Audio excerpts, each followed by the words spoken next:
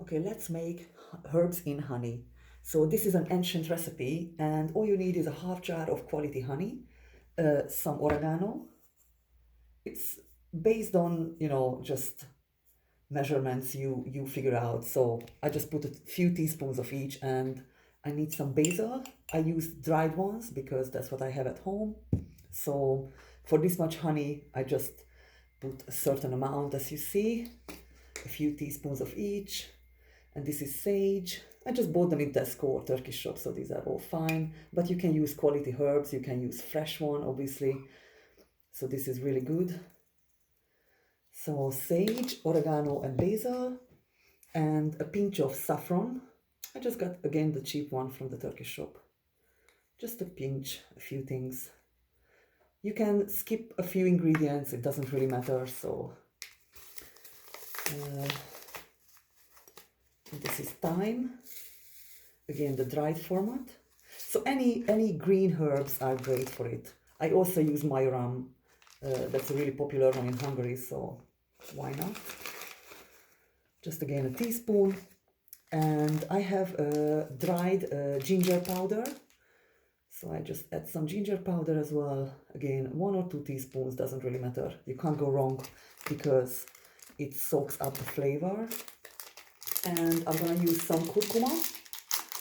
So to open it, again, just 1 or 2 teaspoons, that's fine. And all you need to do is just stir it.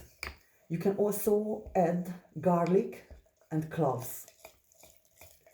And all you need to do is just stir it, and once it bubbles up, which is 1 or 2 days, it is ready to eat, to be honest. So you can add whole cloves or powder format, and make sure that you don't eat the cloves. If it's a whole cloves inside, then just make sure that you skip that when you're eating it, but you can put it back. You don't need to take it out. The longer it sits, the stronger it becomes.